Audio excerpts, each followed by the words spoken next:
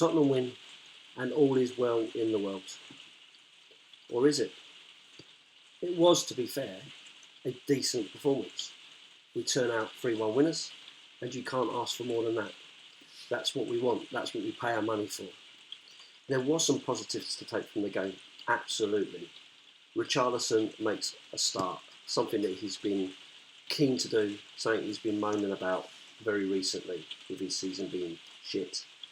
So, to be fair to the guy, he came on and he played like a man possessed, like he had something to prove. Whether that's to Conte, whether it's to the fans, whether it's to the wider world, I don't know. But he did play a decent game. And to be fair to him, he was involved in pretty much every goal. Firstly, he has a goal disallowed from a fantastic ball through from Harry Kane, who continues to show what absolute class he is all over the pitch, not just as a striker, but his passing is sublime. He plays a killer ball through to Richarlison, who strikes it so well, puts it into the back of the net. Great finish, great goal, and incorrectly chalked off for offside. A real shame for the guy because he's desperate to hit that first Premier League goal and get his season off and running. So disappointing from that point of view. But then he goes on and gets involved in the build-up for Harry Kane's first goal, where he takes on the defenders, plays it across. It gets played back out to Porro, who puts a beautiful ball in for Harry Kane to header into the far corner. Nothing the keeper can do about it. Brilliant goal from Harry from a standing position to literally jump up and head that straight in. Great goal. So he's involved in the build-up play there. He then goes on and gets brought down in the penalty area to get a penalty. So he's worked in that position. Harry Kane yet again steps up, takes a nice run, plays the ball straight down the middle. Keeper's got no chance. Absolute class penalty, and why he is lauded for how he takes them and no stress. When you consider that later on in the game we have Ayew who plays an awful penalty that's saved by Forrester, you can see that Harry Kane striking them the way he does is not easy. It's not an easy thing to do. You have to hold your nerve. You have to be able to place that in different positions so that the keeper doesn't always know what you're going to do. So Richarlison, involved in the build-up, gets brought down, earns us a penalty. And from there, he does exactly the same thing, makes exactly the same run, plays the ball in, okay, cut out initially, but plays it back for Sonny, who quite nice and calmly plays it through John Joe Shelby's legs and places it in there, and it's 3-0, game over. So great performance from Richie, who deserves some credit for how well he played after the criticism that he's had and the difficult season he's had with lots of injuries. Moving on from that, I have to pick out Porro, who, after a really, really terrible debut at Leicester, has kept plugging away, came into the team, and grabs his first assist for a great ball for Kane. Something that we have been missing when you're playing with wing backs that are supposed to be crossing the ball. To not have wing backs cross the ball seems a bit of a nonsense. So for Porro coming in and being a lot more direct and playing that ball in has really made a difference. And I've said it before in different videos. If you play the ball in, Kane knows to be there. He'll take a chance, and that was proved to be true. Later on in the game, he actually did some nice fancy footwork in our own area, in our own third, and left the Forest players looking like shrubs, to be fair, with a bit of fancy footwork, and there was a pun intended in that. So yeah, Porro, another positive to take from the game. Add to that, Heung-min Son, who's not been playing very well. We've all said it. We all don't think he should be in the team from time to time because he's having a really difficult season. Manages to pop up, puts the ball in the back of the net from Richarlison and grabs his 99th goal for the club. So some great, decent all-round performances in the team. And you look at that and you think, it's great. What else could you have asked for? The problem is, this is a poor Nottingham Forest side who are good at home but poor away from home. Not winning. I don't think they've won for the last half a dozen games or whatever away from home. Anyway, so we're playing a poor Nottingham Forest team who, with a little bit of luck, could have actually drew the game. If you think about it, Forrester pulled off a very good save in the second, deep into the second half, where he saved it up point blank. That could have brought it back to 3-2. Sorry, could have brought it back to 3-2. And then right at the end of it, you've got a penalty decision, correct decision. You know, if you're Kulusevski and you're turning into your own area and the player's playing the ball towards you, you're turning, it hits your hand right on the line or not, that's still a penalty. And if it wasn't for Ayew being so poor at it and Forrester guessing the right way, the result could have been a whole different kettle of fish, right? So this is why I'm saying, are we just papering over the cracks with a decent performance? In the overall scheme of things, this game doesn't really mean an awful lot. Yeah, okay, we're still challenging for the top four, and with Liverpool losing to my local club Bournemouth, yeah, okay, it cements it. But essentially, what that means is that we'll be challenging to play in a competition that we're unlikely to win. We're not equipped to win, and what we'll do is we'll basically prioritise that competition, a competition we're unlikely to win, above anything else. So, FA Cup, League Cup, any kind of glory that we as fans might want to see gets pushed to the back burner because actually, we're not really bothered about that. So, in the overall scheme of things, I look at it and I go, okay, top four's still on, but I'm already bothered. I'm already bothered about it. We've got to a point where we've basically become the Arsenal of a few years ago, where all they ever wanted, the Wenger years, I guess, that all they wanted was to get into the top four and basically just keep raking that money in and never really challenging to win it. So what's the point? What's the point of that? Maybe I am being a bit doom and gloom, but, and you can only beat what's put in front of you. So I don't know. Maybe it's just me. Maybe it's just me. Maybe it's just my opinion. There were, by all accounts, 61,000 fans in the stadium, which goes to show that even if you are a season ticket holder and you put your ticket up for sale, someone will take it. Someone will go there, and someone will support the team, and the club will still get that money.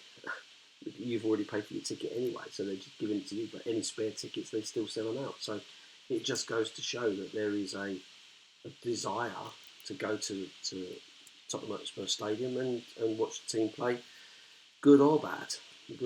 And I guess it's a good thing. You want your team to be supported. You want the players to feel supported.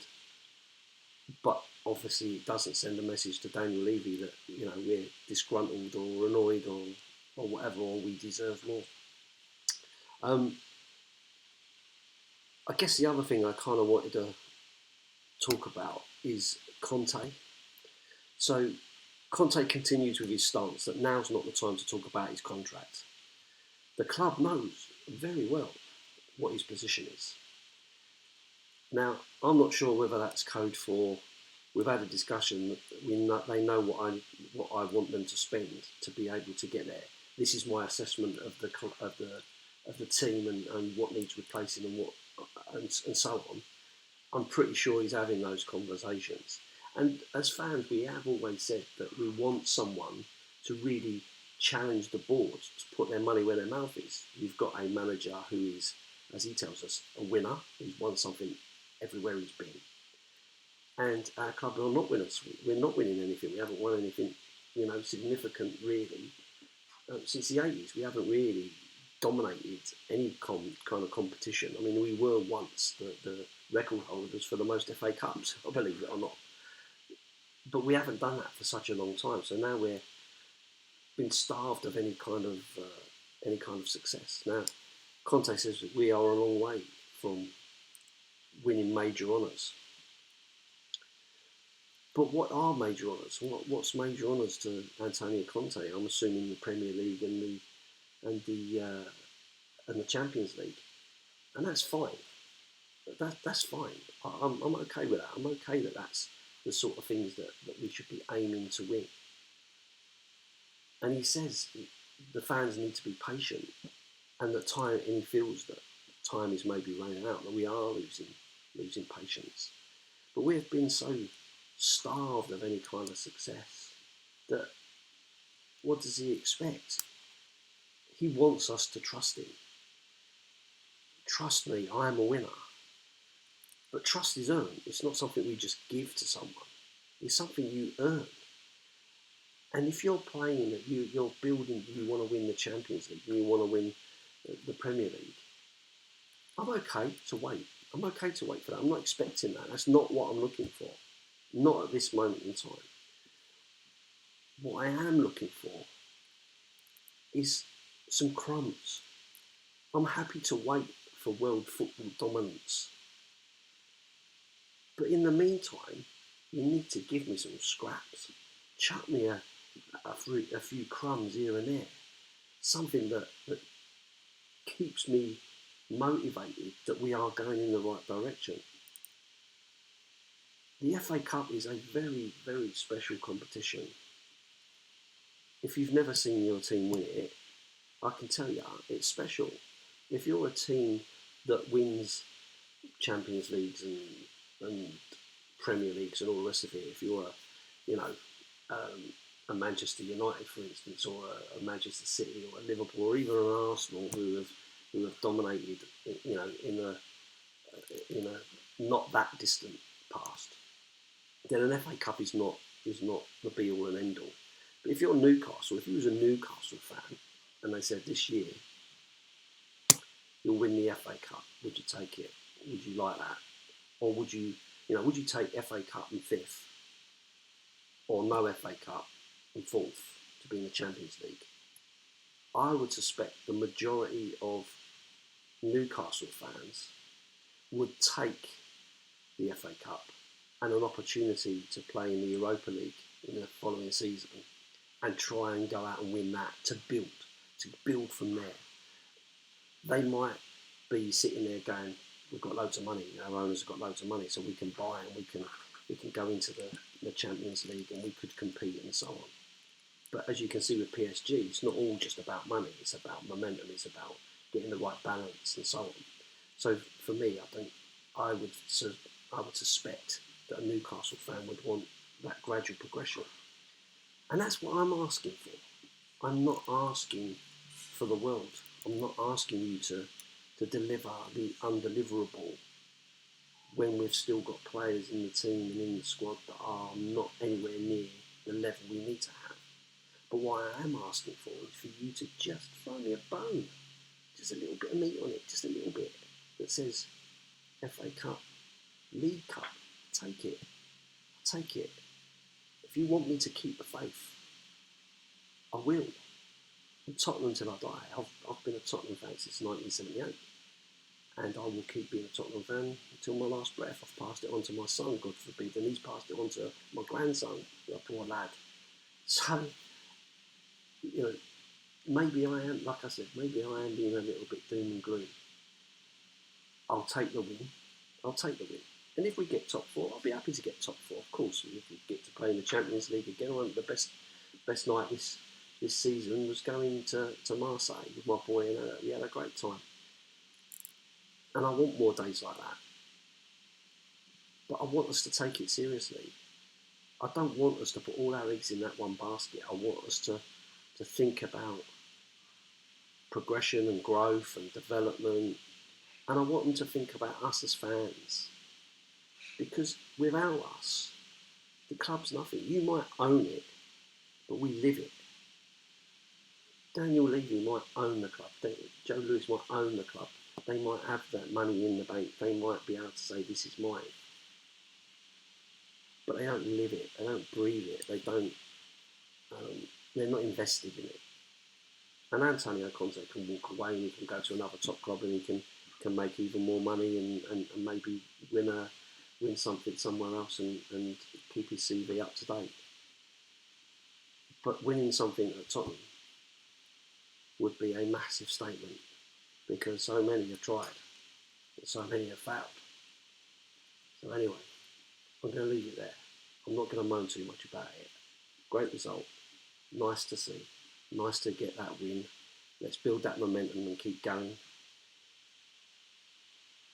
We need to progress. We need to move on. We need to keep that winning mentality. And maybe at the end of the season, Antonio Conte says, I'm committed. I'll stay, and the club will spend more money and invest where we really need to.